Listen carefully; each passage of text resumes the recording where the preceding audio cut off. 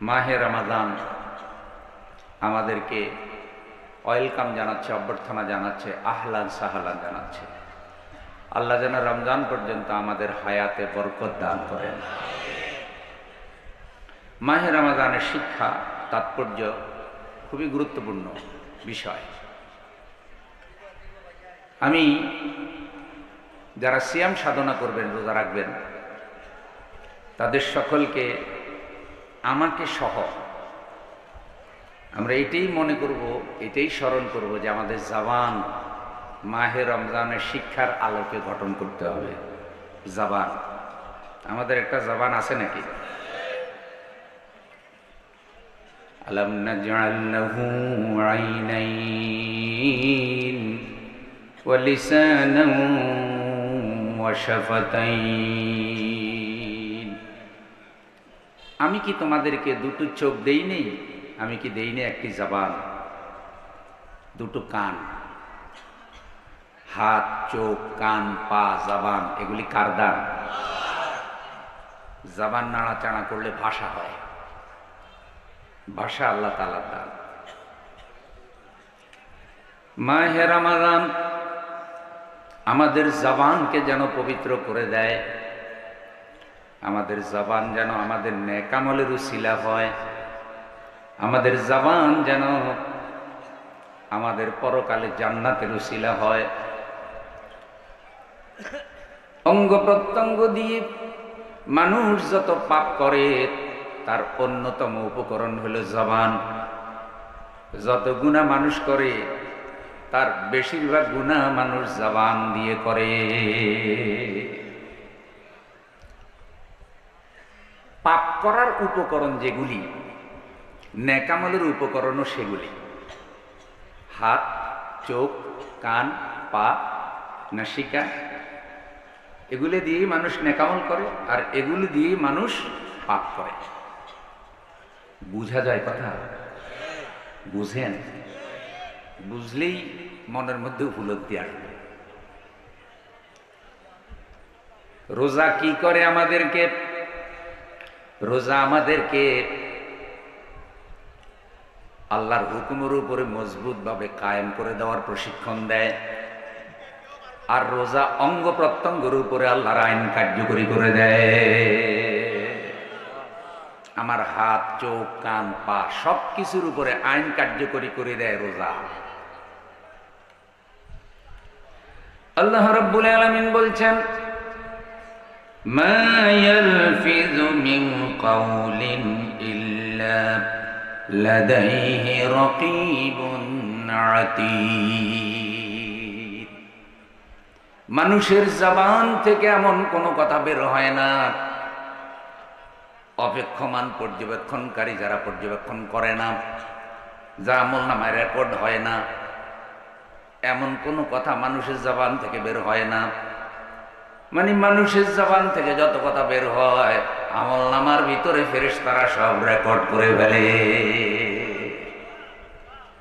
মুহাদ্দিস আব্দুল্লাহ ইবনুল মুবারক রাহিমাহুল্লাহ, যিনি ইমাম বুখারী রাহিমাহুল্লাহর উস্তাদ ছিলেন, তো মক্কায় হজ করতে গিয়ে একজন বৃদ্ধা মহিলার সাথে তার দেখা হয়েছে, এবং দেখা হওয়ার পরে তিনি বৃদ্ধা মহিলার সাথে কিছু কথা বলেছেন। যিনি ইমাম বুখারী রাহিমাহুল্লাহর উস্তাদ, আবার ইমাম আবু হানিফা রাহিমাহুল্লাহর ছাত্র, খুব বড় আলেম। এখন ওই আলেম মহিলার সাথে কথা বলে আরবিতে, আর মহিলা মুহাদ্দিস সাহেবের প্রত্যেকটি কথার জবাব দেয় কোরআনের আয়াতের মাধ্যমে। এখন মুহাদ্দিস সাহেব চিন্তা করতেছে যে এই মহিলা আমার সাথে কোরআন দিয়ে কথা বলে, কোরআনের আয়াত দিয়ে যে কথা বলা যায় এই এলেমটা তো আমার ছিল না। আমি মুহাদ্দিস, কিন্তু আমি তো কোরআনের আয়াত দিয়ে কথা বলতে পারি না। তখন তিনি এই মহিলার পিছনে লাগছে যে এই মহিলার ভিতরে কত এলেম আছে এটা দেখবেন।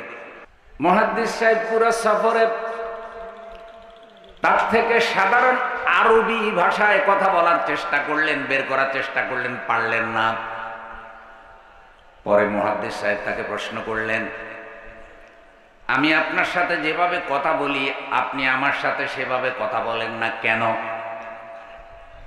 আমি কথা বলি সাধারণ আরবি ভাষায়, আর আপনি কথা বলেন আল্লাহর কোরআনের আয়াত দিয়ে। মুহাদ্দিস চিন্তা করলেন, এখন তো মহিলা নিঃসন্দেহে সাধারণ আরবি ভাষায় কথা বলবে। সাধারণ আরবি ভাষা আর কোরআনের আয়াত কি এক? ভাই, আরবিতে গালি দিলে সওয়াব হইব নাকি? আমার কথা মনে হয় বুঝেন না। আরবি ভাষায় গালি দিলে সওয়াব হইব না? গালি যেটা, সেটা যে কোনো ভাষাই গালি। আরবিতে কেউ যদি একটা অশ্লীল গান লেখে, আপনি আরবি লেখা দেখে যদি চুমা দেন, ভাই মনে হয় কোনো কোরআনের আয়াত, আসলে অশ্লীল গান। আবু জেহেল যে রাসূল সাল্লাল্লাহু আলাইহি সাল্লামের সাথে দুর্ব্যবহার করছে, খারাপ কথা বলছে, এগুলি কি বাংলায় বলছে না আরবিতে? এই জন্য কোরআনের আয়াতের মর্যাদা স্পেশাল, কিন্তু ভাষা হিসাবে বাংলা ভাষা যেমন, আরবি ভাষাও এ ধরনের একটা ভাষাই। কোরআনের আয়াত কিন্তু আলাদা।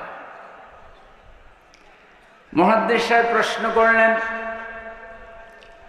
আমি আপনার সাথে আরবি ভাষায় কথা বলি আর আপনি আমাকে জবাব দেন কোরআনের আয়াতের মাধ্যমে।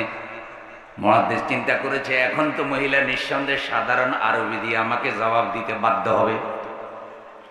মুহাদ্দিস সাহেব এই কথা বলার পর মহিলা কোরআনুল কারীমের এই আয়াতটা পড়লেন, মা ইয়ালফিযু মিন কাউলিন ইল্লা লাদাইহি রাকীবুন আতীদ।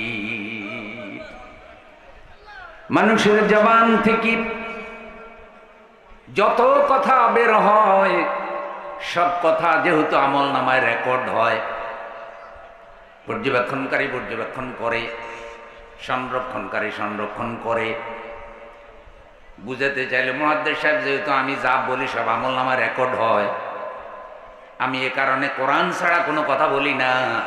আমি চাই না যে আমার আমলনামায় আল্লাহ আর কোরআনের আয়াত ছাড়া অন্য কোনো কথা রেকর্ড হোক। হাসরের দিন আল্লাহ রাব্বুল আলামিন আমার আমলনামাটা খুলবেন, খোলার পর একটার পর একটা পাতা উল্টাবেন, আর আল্লাহ দেখবেন পুরা আমলনামার মধ্যে কোরআনের আয়াত।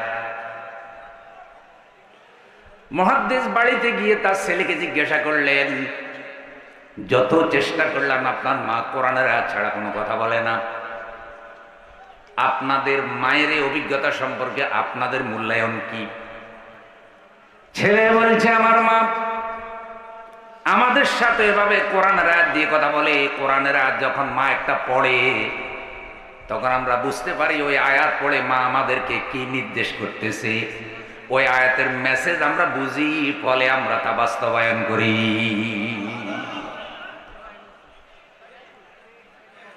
মুহাদ্দিস জানতে চাইলেন, আপনাদের মা কতদিন থেকে এভাবে কোরআন চর্চা করতেছে, তার জবান থেকে কোরআন ছাড়া কিছুই বের হয় না? বড় ছেলে বলছে, আমার বয়স 40 বছর। আমার জ্ঞান বুদ্ধি হওয়ার পর থেকে আজ পর্যন্ত আমার মাকে আল্লাহর কোরআন ছাড়া কথা বলতে শুনি নাই। ভাই, আর একটু জোরে সুবহানাল্লাহ বলা যায় না? আল্লাহ তো আমাদেরকে একটা জবান দিছে, নাকি দেয়নি? আমরা এটা দিয়ে মিথ্যা কথা কইনি, অশ্লীল গান গাইনি, মিথ্যা সাক্ষী দেইনি, ফাহেসা কথা বলিনি, জনগণের সামনে লাফাইয়া লাফাইয়া, জবান নাড়াইয়া নাড়াইয়া, বডি নাড়াইয়া নাড়াইয়া উস্কানিমূলক মিথ্যা বক্তৃতা কিছু কিছু নেতারা দেয়নি। তাইলে তাদের জবানের হক আদায় হয়নি? তাইলে রমজান উপলক্ষে আল্লাহ যেন সবগুলা জবানকে পবিত্র করে দেয়।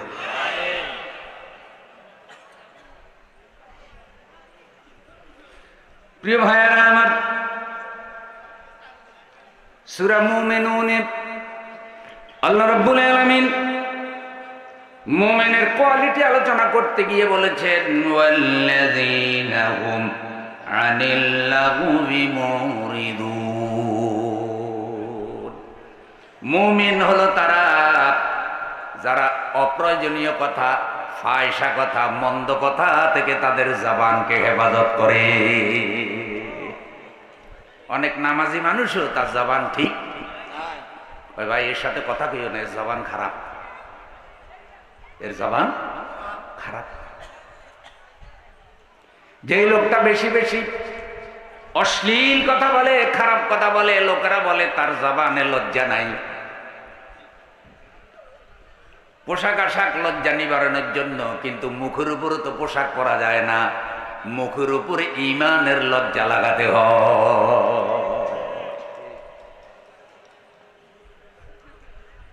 সারা জীবন রাসূল সাল্লাল্লাহু আলাইহি সাল্লাম বক্তব্য দিয়েছেন, সাহাবায়ে কেরাম বক্তব্য দিয়েছেন, কথা বলেছেন। আপনি তাদের জীবনী দেখেন, তাদের বক্তৃতার ইতিহাস দেখেন, কেমন বক্তা ছিলেন আমাদের রাসূল। পুরো জিন্দেগিতে তার জবান থেকে একটা ফায়সা শব্দ বের হয় নাই।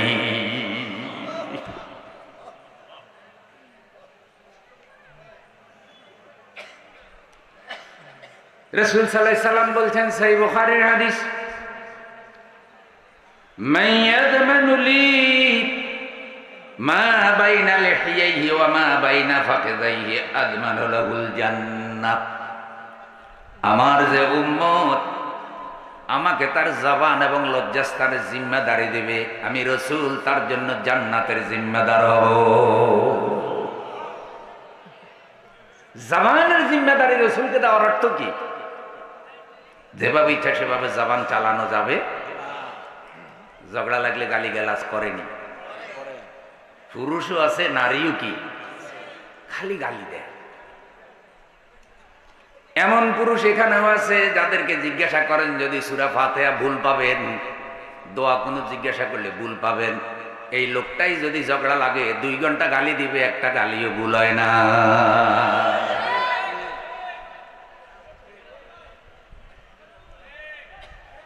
মাখরাজ আদায় করি, সহি শুদ্ধ করি করি লাফাইয়া লাফাইয়া গালি দেয়, ড্যান্স মাইরা মেরা গালি দেয়, আঙ্গুল দিয়ে ইশারা করিয়া করিয়া গালি দেয়। এরকম ঝগড়াটে মহিলাও আছে না নাই? বলে যে আমার অসুখ, শরীর খারাপ, হঠাৎ করে যদি মুরগি লইয়া ঝগড়া লাগে 3 ঘন্টায় ঝগড়া বন্ধ হয় না, অসুখও দেখা যায়।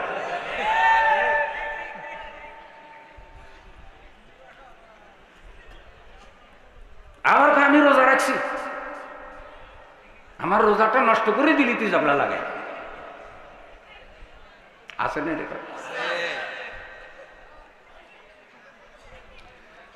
ঝগড়া কেন লাগবেন? রমজান মাসে তো শয়তান বন্দী হয়ে যায়, তাহলে ঝগড়া লাগাইলে কোন শয়তানে?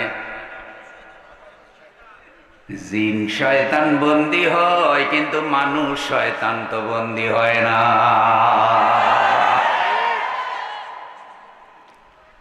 আল্লাহ তাআলা সতর্ক সাবধান করেছেন, ওয়ালা তাত্তাবিউ খুতুওয়াতিশ শাইতান ইন্নাহু লাকুম আদুউম মুবিন। খবরদার খবরদার ইমানদার, শয়তানের অনুসরণ করো না। শয়তান তোমাদের গোপনীয় শত্রু নয়, শয়তান তোমাদের প্রকাশ্য শত্রু। শয়তান যে ইমানদারের শত্রু একথা আগেই জানিয়ে দিয়েছেন কে? শয়তান 2 প্রকার, কিছু জিন শয়তান, কিছু মানুষ।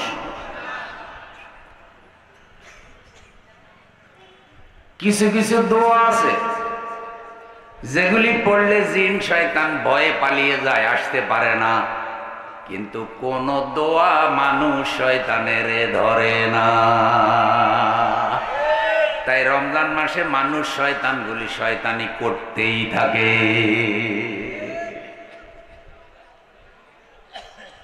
সূরা নাসের ভিতরে আল্লাহর কাছে আমরা যে আশ্রয় চাই,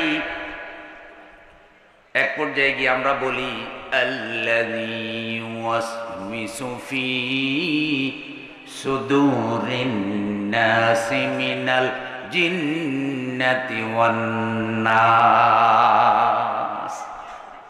যে শয়তান মানুষের অন্তরে ওয়াসওয়াসা সৃষ্টি করে, কুমন্ত্রণা সৃষ্টি করে মানুষের কলবে, চাই সে জিন হোক অথবা মানুষ হোক, এই উভয় শয়তান থেকে আল্লাহ তুমি আমার অন্তরাত্মাকে রক্ষা করো। জোরে বলেন না আমি? তাহলে অন্তরের মধ্যে কুবুদ্ধি জিন শয়তানও দেয়, মানুষ শয়তানেও। বরং মানুষ শয়তানে তো ভয়ঙ্কর, এখন জিন শয়তান মানুষ শয়তানের ছাত্র হয়ে গেছে। ফেরাউন যদি এই যুগে জীবিত হইতো, জীবিত হইলে এই যুগের মহিলা ফেরাউনরে দেখে কইতো, তুমি হইলা আমার হোলি নানি হোলি। আমি মূসারে এভাবে কষ্ট দিতে পারি নাই, তুমি 15 বছর আল্লাহওয়ালাদেরকে যেভাবে জুলুম করছ।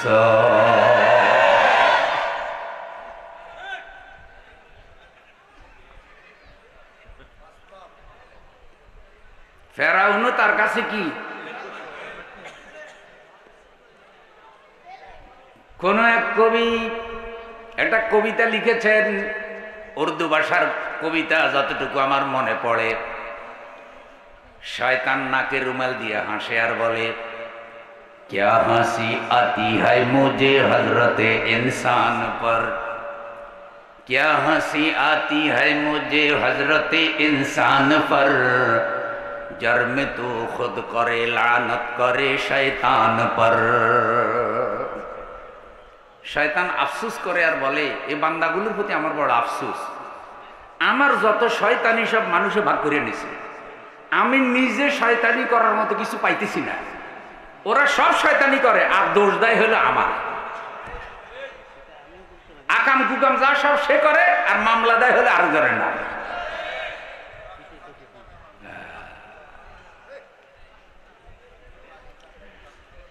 তাহলে রমজান মাস শয়তান বন্দী, কিন্তু মানুষ শয়তান যারা, তারা হেদায়েত হোক রমজানে। দেশে একটা পরিবর্তন আসছে, পরিবর্তনের পরে প্রথম রমজান। আল্লাহ সব যেন তোমার খাস বান্দা হয়ে যায়। রমজানে সবাইকে তওবা করার তৌফিক দাও, যেন তওবা করে সবাই আল্লাহর কোরআনের আইন প্রতিষ্ঠার জন্য হযরত ওমরের মতো ভূমিকা রাখতে পারে। লিল্লাহি তাকবীর। তাহলে জবান হেফাজত করতে হবে। রাসূল সাল্লাল্লাহু আলাইহি সাল্লাম বলেছেন, এই দুইটার জিম্মাদারি যদি আমাকে দাও, আমি রাসূল তোমাদের জন্য জান্নাতের জিম্মাদার হয়ে যাব।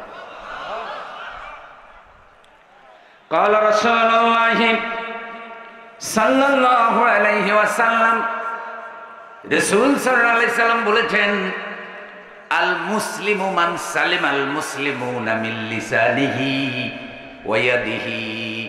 মুসলমান হলো সেই ব্যক্তি যার হাত এবং জবান দিয়ে অন্য মুসলমান কষ্ট পায় না। একটু খেয়াল করে শুনেন, সোনা পুকুর নজির ভুইয়া জামে মসজিদ, কি সুন্দর নাম, সোনা পুকুর। সোনার বড়ি 1,20,000-এরও বেশি।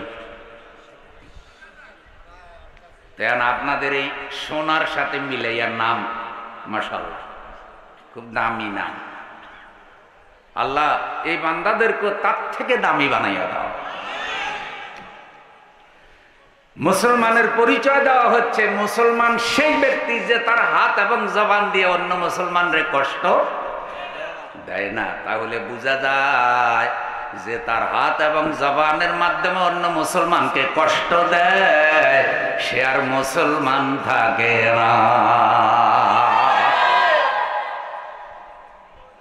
আল্লাহর ওয়াস্তে কথা বলতেছি, আমাদেরও অযোগ্যতা আছে, দুর্বলতা আছে। আল্লাহ যেন আমাদের এই অযোগ্যতা দুর্বলতা দূর করে। মনের অজান্তে কোনো ভুল কথা বান্দাদেরকে বললে আল্লাহ যেন ভুল কথা বান্দাদের স্মৃতি থেকে মুছায় দেয়। আল্লাহ যেন ভালো কথা, সহি কথা আমল করার তৌফিক দান করে। কুজা কারুন, কুজা ফিরআউন, কুজা নমরুদ শুদা হামা, কুজা কারুন, কুজা ফিরআউন, কুজা নমরুদ শুদা হামা, কুজা আশাওকাতে শাহিল, কুজা তখ্ত সুলাইমানি। সারা পৃথিবীকে একটা রাজ্যে পরিণত করে শাসন করেছে সুলাইমান আলাইহিস সালাম। কাঠের সিংহাসন, লক্ষ লক্ষ সৈন্য নিয়ে সকালে যেতেন 1 মাসের পর, বিকালে যেতেন 1 মাসের পর। পেট্রোল ডিজেল কিচ্ছু লাগতো না, কোনো বাউসার, রাষ্ট্রীয় কোনো বাউসার কি। জিন জাতির ভাষা বুঝতেন, পশু পাখির ভাষা বুঝতেন, পিঁপড়ারও ভাষা বুঝতেন। সুলাইমান আলাইহিস সালামের ক্ষমতা জিনদের উপরে পর্যন্ত চলেছে, কিন্তু তারপরও আল্লাহর কথা, পরকালের কথা, মানুষের হক, রাষ্ট্রের হক, জনগণের হকের কথা মনে হইলে আল্লাহর কাছে হাত উঠাইয়া তিনি শিশুর মতো কাঁদতে। কারণ যে যত বড় নেতা, তার আল্লাহর কাছে হিসাবও তত কঠিন। রাসূল সাল্লাল্লাহু আলাইহি সাল্লাম বলেছেন, আলা কুল্লুকুম রা'ইন ওয়া কুল্লুকুম মাসউলুন আন রা'ইয়াতিহি। সাবধান, তোমরা সবাই নেতা, সবাই দায়িত্বশীল। যার যার দায়িত্ব সম্পর্কে আল্লাহ তাকে জিজ্ঞাসা করবে। যে যত বেশি মানুষের নেতা, আল্লাহর কাছে তার তত বড় হিসাব দেওয়া লাগবে। আচ্ছা, আপনারা কোন মেম্বারের হিসাব আর চেয়ারম্যানের হিসাব কি একরকম নেই? চেয়ারম্যানের হিসাব আর এমপির হিসাব কি একরকম নেই? এমপির হিসাব আর প্রধানমন্ত্রীর হিসাব কি একরকম? হজ যত বড় হিসাব তত। বিচারের ব্যবস্থার কথা আল্লাহ কোরআনে বলছে, খুব খেয়াল করেন। আল্লাহ বলছে, ইয়া আইয়ুহান নাবিয়্যু জাহিদিল কুফফার ওয়াল মুনাফিকিন। ও নবী, মুনাফিক এবং কাফেরদের বিরুদ্ধে আপনি জিহাদ করুন। ওয়াগলুজ আলাইহিম, তাদের ব্যাপারে কঠোর হন।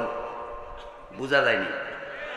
মুনাফিক এবং কাফেরদের বিরুদ্ধে জিহাদ করুন, তাদের ব্যাপারে কঠোর হন। তাহলে বোঝা যায় কাফেররা যেমন ইসলামকে বাধা দেয়, মুনাফিকরাও। কাফের তো কাফের, মুনাফিক তো হিন্দু বেশে নাই, মুনাফিক বৌদ্ধদের মধ্যে নাই, মুনাফিক খ্রিস্টানদের মধ্যে নাই, মুনাফিক হিন্দুদের মধ্যে নাই। মুনাফিক আছে মুসলমানদের মধ্যে, মুসলমান বেশে।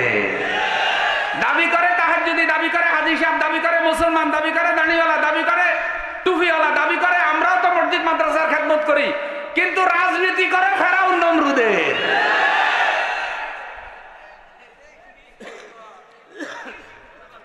হাদিস এটা শুনছেন নি? যার সাথে তার ভালোবাসা তার সাথে তার হাসর। আজকে শুনছেন না আগেও শুনছেন? হাদিসটার সারাংশ এরকম, এক সাহাবী এসে রাসূল সাল্লাল্লাহু আলাইহি সাল্লামকে বলে, হুজুর কিয়ামত কবে হবে? তো হুজুর বলছে, তুমি কিয়ামতের খবর লও কেন? মনে হয়তো তুমি অনেক নেকামল করে প্রস্তুত আছো যে কিয়ামত হইলেই তুমি মরবা, জান্নাতে যেতে পারবে। কই না হুজুর, আমার তো নেকামল তেমন কিছু নাই। কই তাহলে কিয়ামতের খবর লইতেছ, ভালো করে নেকামল করো, নেকামল করে প্রস্তুত থাকো, কিয়ামত তার টাইম অনুযায়ী আসবে। সাহাবী বলে, হুজুর তেমন কোনো নেকামল নাই, তবে আমি আল্লাহর রসুলকে আমার জীবনের থেকেও বেশি ভালোবাসি। কাকে? আমরাও আমাদের রসুলকে জীবনের থেকেও বেশি ভালোবাসি। আল্লাহ আমাদের রসুলের সাথে আমাদের হাসর করিও, আমাদের দয়ার রসুল মায়ার রসুলের সাথে ফুল সিরাত পার করাই। আল্লাহ আমাদের মতো গুনাহগার উম্মতকে রসুলের সাথে জান্নাত দিও। আমাদের এমন কোন নেকামল নাই আল্লাহ যে আমরা জান্নাতে যেতে পারবো, দাবি করব, কিন্তু তোমার দয়া হইলে আমরা যেতে পারবো। আমরা নামাজ পড়ি, রোজা রাখি, কোরআনের মাহফিল করি, হক কথা বলার চেষ্টা করি, দিন কায়েমের কাজ করি, যাকাত দেই, হজ করি, সব তোমার রাজি করানোর জন্য। তোমার দয়া ছাড়া আল্লাহ জান্নাতে যাইতে পারবো না। তুমি দয়া মায়া করে আমাদের রসুলের সাথে আমাদেরকে জান্নাত দিও। একটু জোরে বলেন আমিন। তখনই আমার রসুল বলছে, তুমি যাকে ভালোবাসো তার সাথে তোমার হাসর হবে। তার মানে তুমি যে আমার ভালোবাসো, অটোমেটিকলি তোমার ভালোবাসা তোমাকে হাসরের দিন আমার কাছে নিয়ে আসবে। আচ্ছা, এরপরে কোরআনে আল্লাহ বলছে, ইয়াউমা নাদউ কুল্লা উনাসিন বিইমামিহিম, প্রত্যেকটা মানুষকে আমি তার নেতা সহ হাজির করব। দল আর নেতা সহ সব মানুষ কি করবে? হাসরে উঠবে। কথা এটা কার? তাহলে দুইটা কথা রাখেন, একটা হইলো হাসরের দিন আল্লাহর নেতা সহ সবাইকে হাজির করবে, এটা আল্লাহর কথা। আর রসুল বলছে, যার সাথে যার ভালোবাসা তার সাথে তার হাসর। এখন হঠাৎ করে আপনি হাসরে উঠছেন, হাসরে উঠবেন না? ফলাই থাকুন যাইবনি? পালানির জায়গা আছে নাকি? নাই। উঠছেন, উঠে দেখলেন যে আপনি রড চোরার লাগে উঠছেন, কম্বল চোরার লাগে উঠছেন, 80 জায়গা তাহাজ্জুদের লাগে উঠছেন, সব একখানে। আপনিও হেতাগো লাগে বেফরদার লাগু উঠছেন, সন্ত্রাসের লাগু উঠছেন, সাঁদাবাজার লাগু উঠছেন, আয়নাগরওয়ালার লাগু উঠছেন। এ সব অপরাধের বিচার হইল নি? পুরোপুরি বিশ্বাস হয়নি? পুরোপুরি হয়নি? মন এখন কোনো খারাপ নাই তো? জুলুম অত্যাচারের সময় না মন খারাপ হয়েছিল, এখন তো বোঝা যায় না। আরে আল্লাহ ধরে ধরে যে আল্লাহ ফাইনাল ধরা ধরে। আল্লাহ ধরা থেকে ছুটার ক্ষমতা কারো। আল্লাহ যদি নারাজ হয়, এই সীতাবাগের বিসি যদি হাড়া পাশে আটকে যায়, এতে বিসি বাঁচাইতে পারে না। যতই বনের মধ্যে বাহাদুরি করে শাসে বিসি। তো যেই বিচারক আল্লামা সাইদি রাহিমাহুল্লাহকে ফাঁসি দিয়া টক শোতে বাহাদুরি করে বেড়াইতে, সাইদিরে আমি ফাঁসি দিছি, আল্লাহ কিন্তু হাতের বিসিগুলি বেড়াইছে।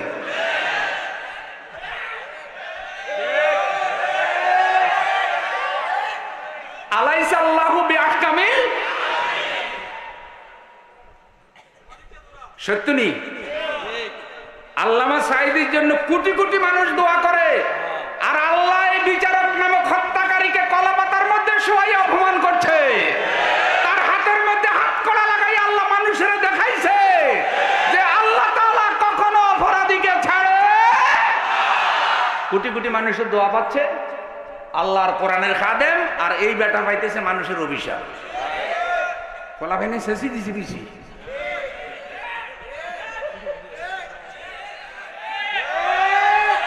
তাইলে সব চাবি ঘুরাই কে? রাগ হইয়া না। এখন আপনি উঠে গেছেন, উঠে দেখলেন যে আয়না করার লাগে উঠছেন, ফেরেশতারে ডাইকা কইলেন, ও ফেরেশতা ভাই, আমি তো বেতের বাজারে ব্যবসা করি, মুদি দোকানদারি করি, আমার মেয়ে পর্দা করছে, আমার বিবিরও আমি আপমুজা ফামুজা পড়াইছি, আমি হজ করে আসছি, আমি মসজিদ মাদ্রাসায় টাকা পয়সা দান করছি, রড চোর কম্বল চোর আর এই খুনি এগুলার সাথে আমার উঠাইছো কেন? আমি তো নবীর সাথে উঠার কথা। তুমি কোনো ভুল করছো নি? আচ্ছা, হাসরের দিন ফেরেশতারা ভুল করবো নি?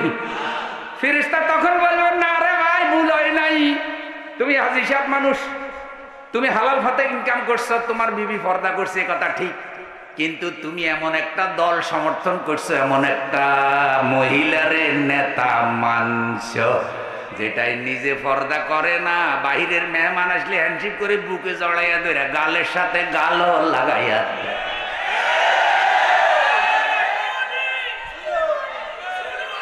করছিনি এগুলি? করছিনি? তো এগুলো যাই যাচ্ছিনি কম তো কিও তার যদি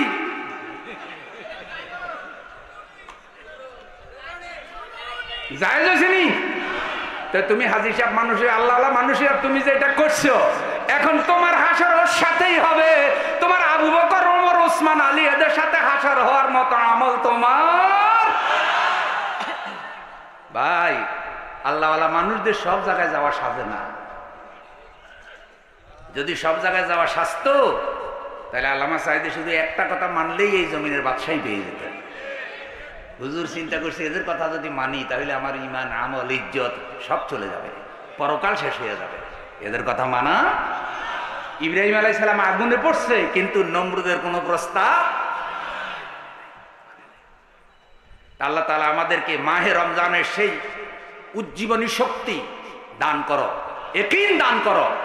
আল্লাহ কোরআন নাজিলের মাসে এমন ইমানি মজবুতি দান করো যাতে কোরআন বুকে নিয়ে আমরা আমাদের পরিবার, সমাজ, রাষ্ট্র, ব্যক্তিকে গড়ার জন্য ময়দানে দায়িত্ব পালন করতে পারি।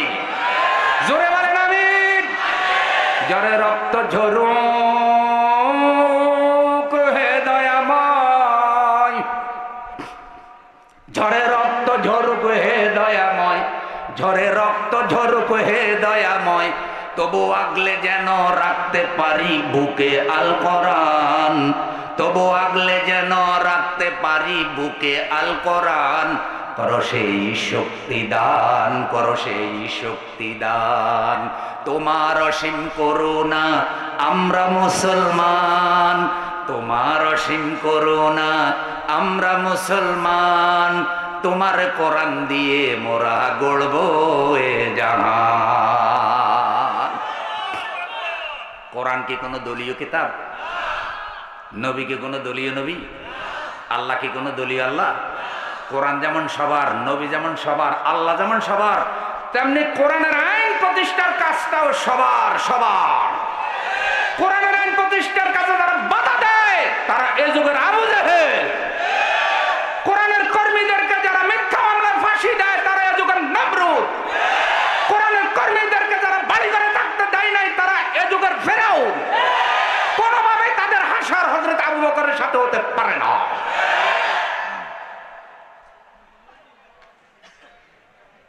আপনাদের এলাকা মানুষ মরেনি, মরলে কবরে রাখেনি, রাখার সময় একটা দোয়া পড়ে, বিসমিল্লাহি ওয়া আলা মিল্লাতে, সবার জন্য পড়েনি।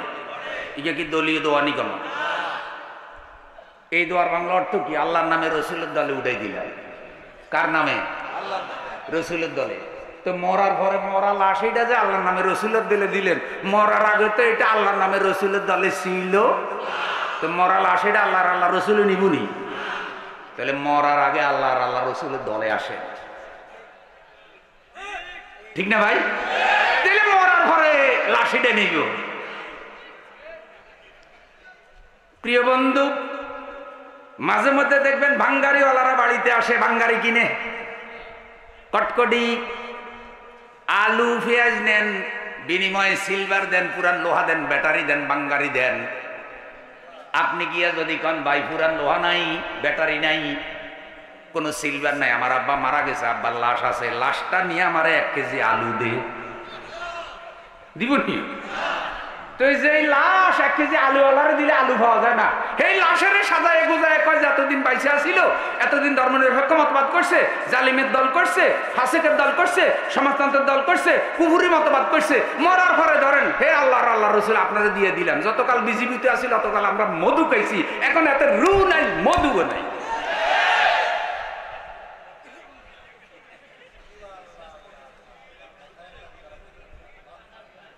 আল্লাহ রসুল মরা লাশিকে নিব নিব, রু দিব, তারপরে কি আছে?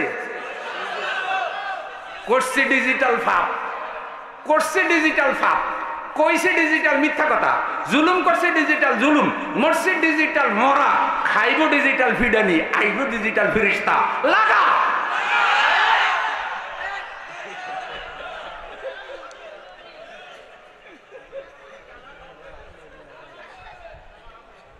আল্লাহ আমাদেরকে বুঝার তৌফিক দাও।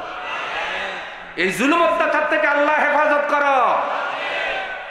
আমরা এগুলির বিচার চাই। আর যারাই এই দেশের নেতৃত্বে আসবে আল্লাহ যেন ভালো মানুষকে নেতৃত্ব দান করে। তাহলে রোজা আমাদেরকে শিক্ষা দেয়, জবানকে মুসলমান বানাও, হাতকে মুসলমান বানাও। আল মুসলিমু মান সালিম আল মুসলিমুনা মিন লিসানিহি ওয়া ইয়াদিহি।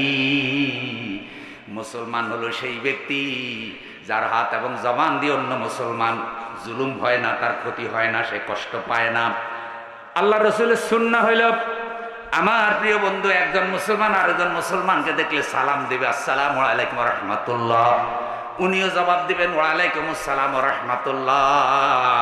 সালাম মানে শান্তি, সালাম মানে শান্তি। সালামের আরেক অর্থ নিরাপত্তা। আমিও মুসলমান, তুমিও মুসলমান, আমার দ্বারাই তোমার জানমাল নিরাপত্তাহীন হবে না, তোমার দ্বারাও যেন আমার জানমাল নিরাপত্তাহীন না হয়। এই শান্তির প্রশিক্ষণ আমাদেরকে রমজান মাস দেয়। আল্লাহ রোজার মাসে আমাদেরকে পরিপূর্ণ খাঁটি মুসলমান হওয়ার তৌফিক দাও, বলেন আমিন। খালি রোজার মাসের জন্য দোয়া করি নাই, রোজার মাসের উসিলা তওবা করি, বাকি জীবন যেন হেদায়েতের উপর থাকতে পারে। সহিহ বুখারীর হাদিস, রাসূল সাল্লাল্লাহু আলাইহি সাল্লাম বলেন, মান লাম ইয়াদা কাওলা যুর ওয়াল আমাল বিহি ফালাইসা লিল্লাহি হাজা ফি আইয়াদা তারাবাহু ওয়া শারাবাহু। যেই ব্যক্তি মিথ্যা কথা ছাড়তে পারলো না, ফায়সা কথা ছাড়তে পারলো না, খারাপ কাজ ছাড়তে পারলো না, তার উপাস থাকার মধ্যে আল্লাহর কোনো দরকার নাই। শুধু উপাস থাকার নাম রোজা নয়, খারাপ কাজ ছেড়ে দেওয়ার নাম রোজা, খারাপ কথা ছেড়ে দেওয়ার নাম রোজা। আল্লাহ আমাদের জবানকে রোজাদার বানাও, বলেন আমিন। রাসূল সাল্লাল্লাহু আলাইহি ওয়াসাল্লাম আরো বলেন, লাইসা সিয়ামু মিনাত তাআম ওয়াশ শারাব ইন্নামাস সিয়ামু মিনাল লাগwi ওয়ার রাফাস। খাবার দাবার পানাহার ত্যাগ করার নাম রোজা নয়। অশ্লীল কথা, অশ্লীল কাজ এবং খারাপ কথা, খারাপ আচরণ, পাপাচার ত্যাগ করার নাম হইল রোজা। আল্লাহ এই অঙ্গ প্রত্যঙ্গ আল্লাহ কোরআন হাদিসের আলোকে গঠন করার তৌফিক দান করুন। জবানের মাধ্যমে সংগঠিত কয়েকটি পাপ। 1 নম্বর মিথ্যা কথা বলা, এটা পাপ না? জবান দিয়ে করে। 2 নম্বর হাসি ঠাট্টা বিদ্রুপ করা, জবানের পাপ। অশ্লীল কথা বলা, খারাপ কথা বলা, ফায়সা কথা বলা, লজ্জাহীন কথা বলা, এগুলা জবানের পাপ। গালি দেওয়া, এগুলি জবানের পাপ। ভালো মানুষের নিন্দা করা, এগুলি জবানের পাপ। কারো বিরুদ্ধে অপবাদ দেওয়া, এগুলি জবানের পাপ। চুগলখুরি করা, কারো গোপনীয় কথা ফাঁস করে দেওয়া, মুনাফিকি করা, দ্বিমুখী পাপ পোষণ করা, ঝগড়াঝাটি করা, গালিগালাজ করা, হিংসা করা, হিংসার কথা কয় না, হিংসা করা, বেহুদা অতিরিক্ত অপ্রয়োজনীয় কথা বলা, হারাম জিনিস, বাতিল জিনিস, যেসব জিনিস জনগণের মধ্যে আলোচনা করলে কোনো ফায়দা নাই, বরং অশ্লীলতা ছড়ায়, ওয়াজ মাহফিলের মজলিসে এই কথাগুলি বলা, লজ্জা শরমের খেলাফ এমন কথা বলা, এগুলি জবান দিয়ে বলে। কাউকে অন্যায়ভাবে অভিশাপ দেওয়া, সামনাসামনি কাউকে ফার্ম দেওয়ার জন্য প্রশংসা করা, আসেনি? নেতারে বসাইয়া শুরু করছে, আপনি আমাদের কলিজার টুকরা, এইটা ওইটা কইয়া ফার্ম দিতে দিতে আকাশ উড়ে দিছে। এগুলা কখনো করা উচিত এরপরে জবানের কয়েকটি ভালো গুণ আছে, যেমন ভালো কথা বলা, কোরআন তেলাওয়াত করা, তাসবিহ তাহলিল করা, দ্বীনের দাওয়াত দেওয়া, ইসলামী সঙ্গীত গাওয়া। এক কথা আল্লাহ যে জবান দিয়েছেন, জিকির আজকারে, তাসবিহ তাহলিলে, ভালো আমলে জবানকে রত রাখা, এই প্রশিক্ষণ রমজান মাস আমাদের জবানকে দিয়ে থাকে।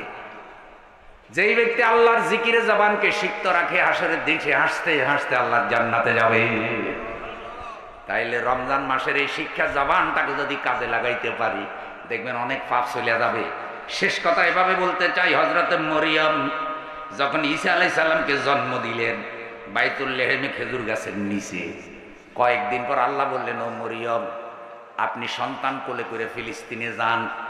হযরত মরিয়ম কাঁদে আর বলে, আল্লাহ, এই সন্তান কোলে করে ফিলিস্তিনে যাব, লোকে তার বাবার নাম জিজ্ঞাসা করবে, আমি কি জবাব দেব? কারণ সন্তানের তো বাবা ছাড়া যে আল্লাহ বানাইতে পারে প্রমাণ হইলই নি। আল্লাহ বলে, মরিয়ম তুমি যাও। মরিয়ম বলে, আল্লাহ, আমার মৃত্যু দিয়া দাও।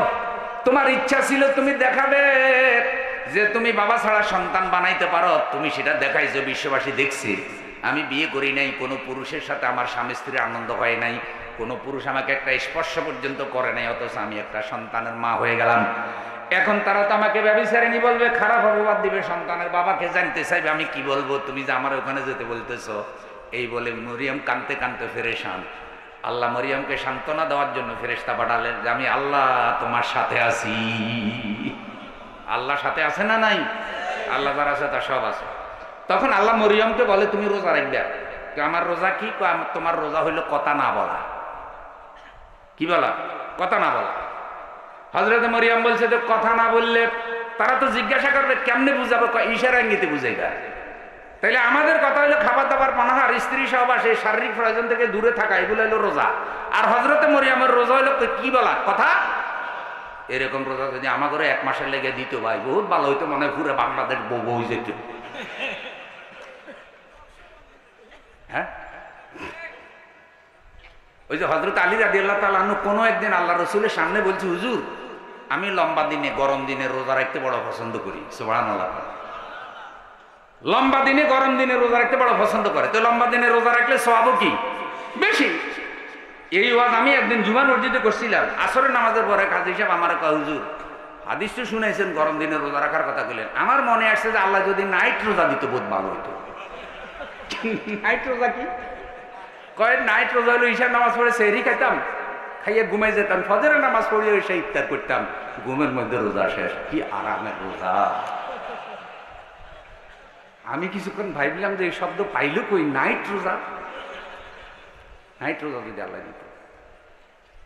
পাশে হাজী সাহেব ছিল চা খাওয়ার সময়, এগুলো হলো ওই টেবিলে, চা খাওয়ার টেবিলে অনেক সময় গল্প হয় না, মাঝে মধ্যে হয়। কয় রে, তুই যে শরীয়তের বিধানের মধ্যে এত ফাঁকি ঝুঁকি তালাশ করতেছস, আল্লাহ যে জান্নাতটা দিবে ওই জান্নাতটা খালি মাগনা যাবে শ্বাস। ওই বছর আবার গরমকালে রোজা হয়েছিল, তখন উনি কইছে আল্লাহর কাছে দোয়া কর, দেখবি যে আল্লাহর নেকের দিন সহজ করে দিবে। ঠিকই ওই রমজান যে বছর গরম হইলো, কয়েকদিন বৃষ্টি হইলো, আর এত দ্রুত রমজান মাস চলে গেল। 17-18 ঘন্টা রোজা হয়েছিল। 18 ঘন্টা মানে একদিন বা 2 দিন হয়েছিল, সনটা আমার মনে নাই। এই যে নেকের মাস যাইতে কোনো কষ্ট লাগেনি। তাহলে ইনশাল্লাহ আপনারা রোজা রাখার জন্য রেডি আছেন তো? চাই না আবার কতগুলো রোজার আগে ফ্যাট দলে, কেউ ফ্যাট দলেন কাকা, হুজুর গ্যাস্ট্রিকে দোষছে, জানি না রোজা রাখতে পারেননি, কুকুর কুকুর কাশি মারে, বিড়ির মধ্যে টান মারে।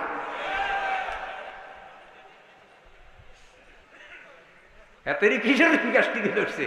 আসল কথা হইলো রোজা রাখতে রাজি আসেন ভাই। অনেক কিছু আপনারা আমার সামনে মুরব্বীরা অনেকে বসে, অনেক কিছুই তো দেখছেন। এখন আমাদের এই দেশটাকে আমরা কোরআনের আলোকে সাজাতে চাই, দ্বীনের আলোকে সাজাতে চাই। আমাদের পরিবার, সমাজ, রাষ্ট্র যদি কোরআনের আইনে চলে, কোনো অসুবিধা আছে? তো তাইলে ওদের কোরআনের আইনের সাথে তো দুশ্মনী কেন? ওরা চালাইলে তো কোরআন দিয়ে চালাইতে পারে। আমরা আপনাদেরকে সেই দাওয়াত দিয়ে যাই, মাহে রমজান কোরআন নাজিলের মাস। কোরআন নাজিলের মাস হোক আমাদের কোরআনের আইন প্রতিষ্ঠার শপথের মাস। কোরআন পড়ুন, হাদিস পড়ুন, সে আলোকে জীবন গড়ুন।